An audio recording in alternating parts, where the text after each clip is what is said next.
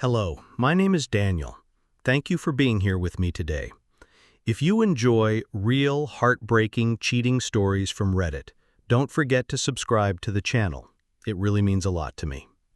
This is a story that's been haunting me ever since I read it, because it's not just about betrayal. It's about watching someone you love slowly slip away and feeling completely powerless to stop it. The story comes from a man named Brian, 38, who lives in a quiet neighborhood outside of Asheville, North Carolina.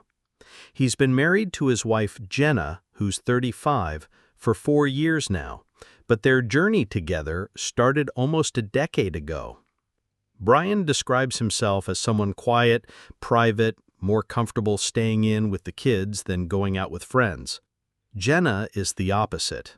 Outgoing, lively, magnetic. People naturally gravitate toward her. She's got that sparkle, the kind that lights up every room she walks into. And when she drinks, that charm gets more intense, maybe too intense. Despite their differences, their love was strong. Their connection, especially physically, was something Brian had never experienced before. They dated for 6 years, had 2 children, and when the timing felt right, he asked her to marry him. She had a daughter from a previous relationship, and Brian embraced her like his own. For a while, they really felt like a family. But something started to change. Like many couples, once the wedding was behind them and daily life settled in, things became routine. Jobs, bills, chores, kids. There wasn't much room left for romance, and slowly, the closeness they once had turned into a kind of distant partnership. Looking back, Brian admits their past wasn't spotless. In the early days of their relationship, during a couple of breaks, Jenna had briefly gone back to 2 of her exes. He doesn't know for sure if anything happened, but it had been nearly 6 years since those uncertain moments. Then came the concert. Just 2 weeks ago, Jenna went to see a band at a local outdoor venue with some girlfriends. She drank a lot that night, more than usual, and one of the people she met up with was a guy named Tyler. Tall, broad-shouldered, and known in their small community for being the kind of man who didn't shy away from casual hookups. Brian had never been the jealous type. In all their years together, he'd never checked Jenna's phone or scrolled through her social media. But something about that night triggered a deep, gnawing feeling in his gut. He couldn't sleep. He couldn't focus. So against everything he believed in, he opened her Facebook Messenger the next day. What he found shattered his trust. Tyler had messaged Jenna saying he had a great time partying with her. She agreed and even admitted she almost drove out to meet up with him afterward. Tyler encouraged her to come, told her he was staying in a tent behind a friend's house so he wouldn't drink and drive. Jenna responded with something that pierced Brian's heart. She said she wasn't that kind of girl, but then added that she didn't want the wife of the homeowner, someone named Rachel, getting upset. Brian couldn't ignore the implication. Her concern wasn't about him, her husband. It was about another woman's reaction. He took screenshots of the exchange before Jenna deleted the entire thread the next morning. Still, he tried to tell himself maybe he was overreacting. Then came the Vegas trip. Jenna flew out for a bachelorette weekend with friends. Brian didn't protest. He trusted the group. Many of them were conservative, not big partiers. But Jenna, she drank every night. And Brian? He was stuck at home, his mind spinning with questions. What really happened out there? Was Vegas just more of the same? The moment she returned home, things got worse. Jenna changed her Facebook password. She also disabled the auto login feature she'd never once cared about before. The same day, she added a passcode to her phone, something she'd never done in nearly 10 years. Her phone, once casually left on the kitchen counter, now never left her hand. She felt like a stranger in her own marriage. And that's just the beginning. Her phone used to sit face up on the counter, forgotten for hours while we made dinner, helped the kids with homework, or sat in silence watching some show we'd both lost interest in. Now, Jenna's phone doesn't leave her side. Ever. It's always in her pocket, face down, or clutched tightly in her hand. She's added a PIN code, something she's never done before, not in the decade we've been together. The same day she changed her Facebook password, she also removed the auto login setting on her laptop. For as long as I can remember, she never cared about those things. Her social media was always just open, like her life used to be. Now I feel shut out of everything, and it's destroying me. I don't have a way to check who she's talking to anymore, and I hate that part of me even wants to. I was never that guy. I never wanted to be the paranoid, insecure husband who stalked his wife's digital footprint. But something shifted. Something feels wrong. The gut instinct is too loud to ignore. I'm spiraling. Thoughts race through my head constantly. Images I don't want. Scenarios I can't stop from playing out. I start to feel like I'm losing control, like I'm being erased one quiet secret at a time. Last night I broke. I confronted Jenna in the middle of our living room, just after the kids went to bed. I couldn't hold it in anymore. The pain, the confusion, the loneliness, it all came out. I collapsed into tears, sobbing in a way I hadn't since my father passed years ago.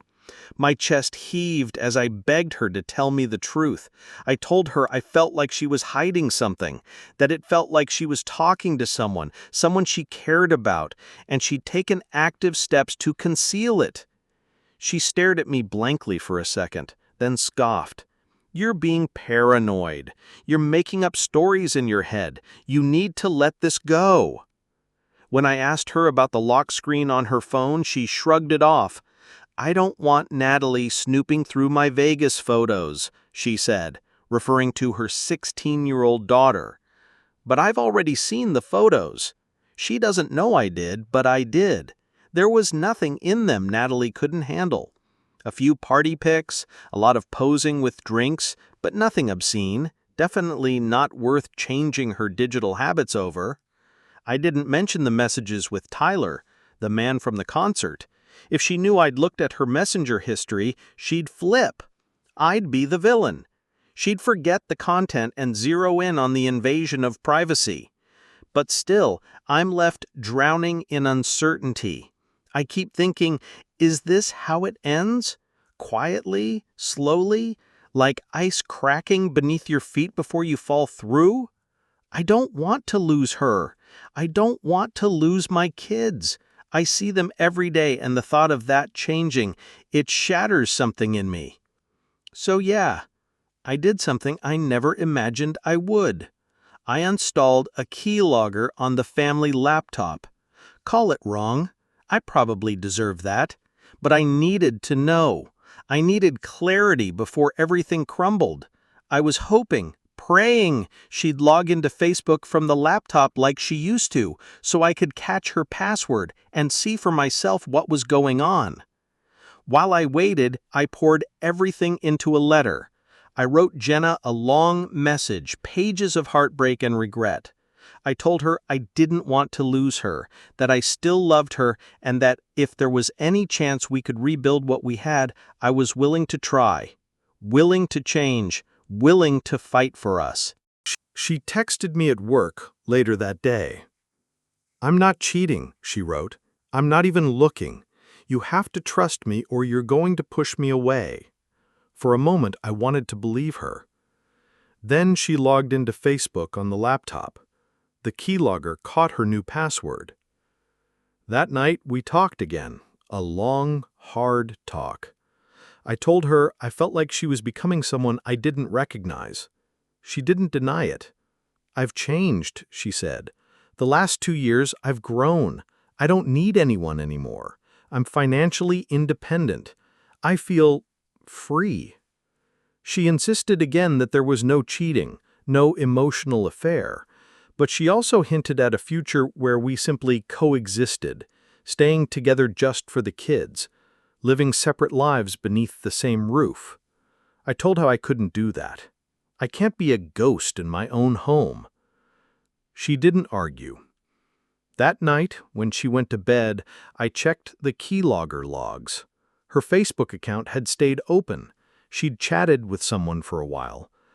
I only had her side of the messages, but it was enough to feel the breath leave my lungs. She talked about caring deeply for someone, imagining them getting dressed, laughing, tangled up in bed sheets, a lunch date, a meeting in the park. It didn't sound innocent. The conversation kept looping in my head, her words typed into that little blue chat box like nothing mattered. She talked about how much she cared about him, about imagining him buttoning up his jeans after some tangled, rule-breaking moment. It wasn't subtle.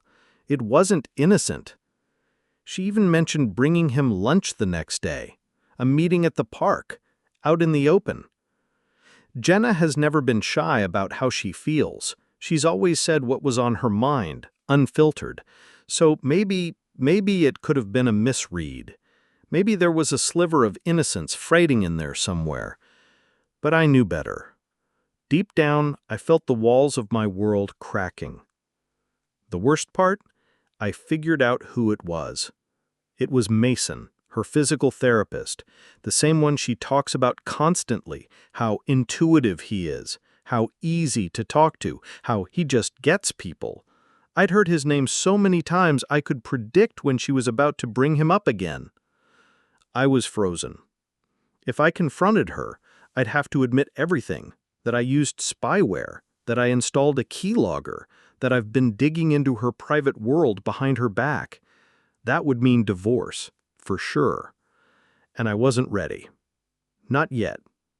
So instead of walking away, I upgraded. I downloaded a more advanced program, one that took screenshots at regular intervals. I needed to see both sides of the conversation. I needed the whole truth. Later that evening, I checked again, logged into her Facebook. The entire conversation with Mason was gone, already deleted. It had just happened earlier that day. She didn't waste any time. She knew how to cover her tracks. That's when I lost control. At 3 a.m., I couldn't sleep, couldn't breathe, couldn't pretend anymore. I walked into our room and woke her up. I didn't yell, I didn't scream. I just stood there in the dark and told her, "I know." She sat up slowly, confusion etched across her face. "I know about Mason," I said. "I know what you wrote. I know it's been going on." She immediately tried to deny it, brushing it off like I was crazy again. But then I dropped a few specific lines from the messages I'd seen, enough to let her know I wasn't guessing. That's when she admitted it. "It's just words," she whispered. "It didn't mean anything." I had to whisper too. One of our sons had crawled into bed earlier and was sleeping right beside her. I didn't want him to hear any of this. She said she started reaching out to Mason because she wasn't getting what she needed from me, that she felt unseen. And I told her she lied to my face when I came to her in tears asking if she was hiding anything. She denied it all, and now here we were, in the middle of the night, whispering like criminals in our own home. This wasn't physical cheating yet, but it was close, too close. The messages were intimate, sexual, intentional. I told her if she didn't end it now, I'd take the kids and move in with my parents. Suddenly, she changed. She became sweet, clingy, told me she loved me, touched my arm, said we could fix this. But I couldn't trust her anymore. Not after what I'd seen. I asked her how long it had been going on. She claimed a week and a half, but that didn't line up with the tone of the messages. No one gets that close in a week and a half. I remembered her writing about Friday. She was excited for it. She said the kids could play together, his and ours. It felt like something was being planned, something more than just a chat. Even though I only saw her side of the messages, it was enough to know where this was heading. So now the ball is in my court. Divorce is still on the table, and it breaks me because that means our kids suffer. But I have to take control. Here's my plan. First, she's going to call Mason in front of me and end it. Clear, direct, no gray area. Then she's going to call her best friend Elise and tell her the truth. Because I read one of their messages too, where Jenna made me out to be some controlling, paranoid husband who accused her for no reason. Elise deserves the truth. Second, I'm splitting our bank account. We have a decent amount saved and we make similar salaries. I'll take half and open a new account, switch my direct deposit, and start paying bills separately. 50-50. Fair, but not the life I ever imagined for us. Do I try to hold it all together for the sake of our kids, or do I end it now before more damage is done? I can't believe I was right. I was wrong about the who, and I was wrong about the timing, but I wasn't wrong about her. I don't think I've ever felt this alone before.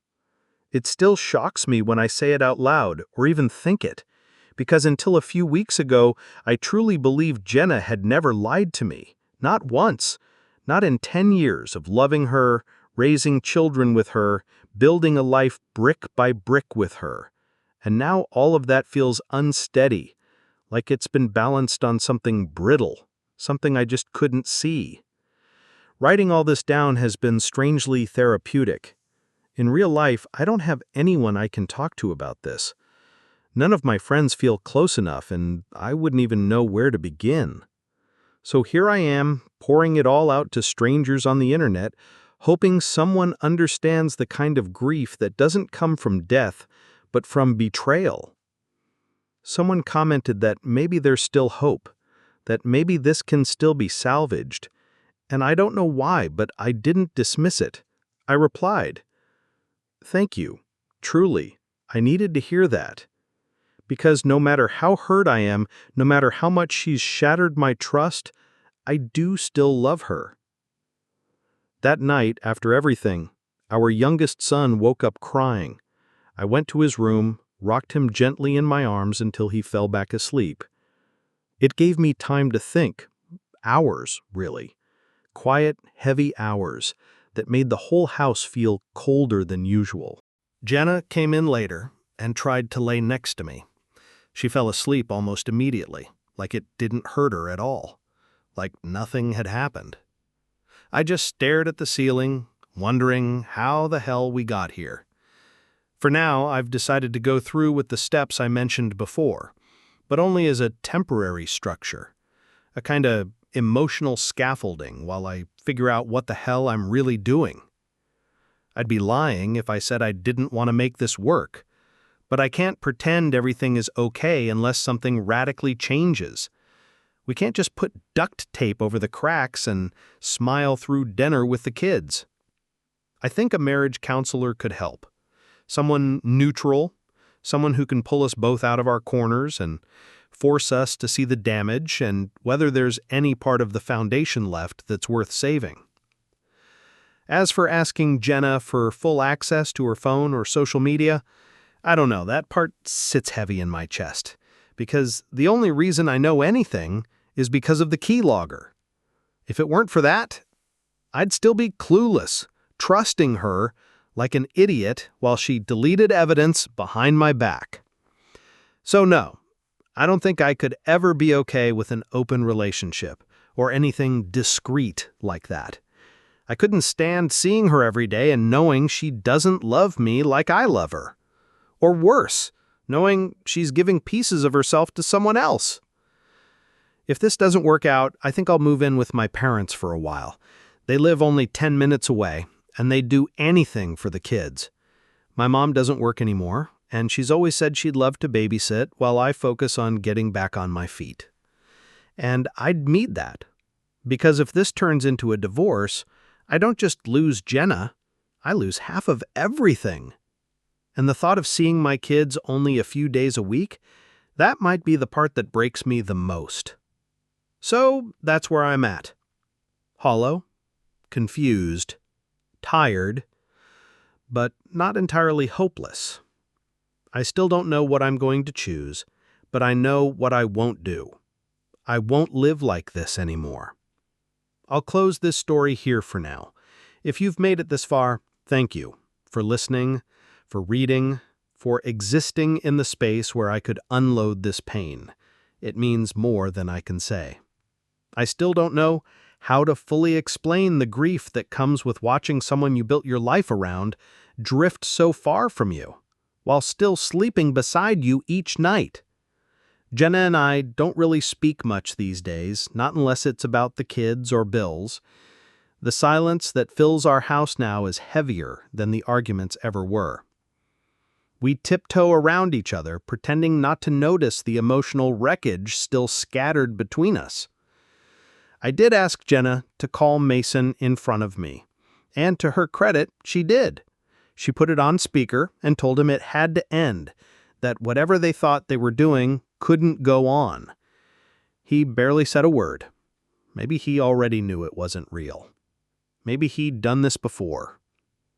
She called her best friend Elise, too, and admitted that she'd lied, that she'd twisted the story, made me out to be unstable, just to avoid being held accountable. Elise sounded hurt and tired, like she wasn't surprised. I followed through with the rest of the plan, split the bank accounts, set up the bills to be handled separately. It's like we're roommates now. Cold, civil, exhausted. Jenna still insists nothing ever got physical. And maybe that's true, but emotional betrayal leaves scars just the same. I've started therapy, alone. I'm not ready for counseling as a couple yet. Maybe I never will be. The kids are young, but they're perceptive. They notice how long I linger in their rooms now, how I smile less, how I sleep with the bedroom door cracked open just a little wider than before. I haven't made any final decisions yet. I still love her. I think some part of me always will. But love doesn't always mean safety, or peace, or trust. And without those things, what are we holding on to? Some nights, Jenna still tries to lie close to me. She wraps her arm around me like nothing has changed. I let her, for a few minutes, before I slip out of bed and stare out the window. Asheville looks beautiful at night. Still, quiet, distant, like a memory. I don't know what comes next, but I know we'll never be what we were. Stories like Brian and Jenna's reflect something painfully common in today's relationships: emotional disconnection, hidden communication, and the quiet devastation of betrayal that doesn't always look like cheating on the surface, but feels just as violating. In the digital age, it's easier than ever to hide conversations, delete messages, and build secret lives on the other side of a screen. But the emotional toll on the person left behind, doubting their own instincts, questioning their worth, fearing the loss of their children, is enormous. So if you ever find yourself in a similar situation, here are a few important things to remember. Trust your instincts, but verify with care. Gut feelings often signal something deeper, but acting in fear or secrecy, like using spyware, can backfire and erode your own integrity. Communication is everything. If your partner dismisses your vulnerability or gaslights your concerns, that's not love. It's avoidance. You don't have to tolerate emotional neglect. Even if someone hasn't cheated, recurring dishonesty and secrecy are forms of emotional harm. Seek support early, whether through therapy, support groups, or trusted friends. Talking can ease the confusion and help you see your path more clearly. You deserve peace. You deserve honesty. And above all, you deserve love that doesn't make you feel small, unsure, or disposable.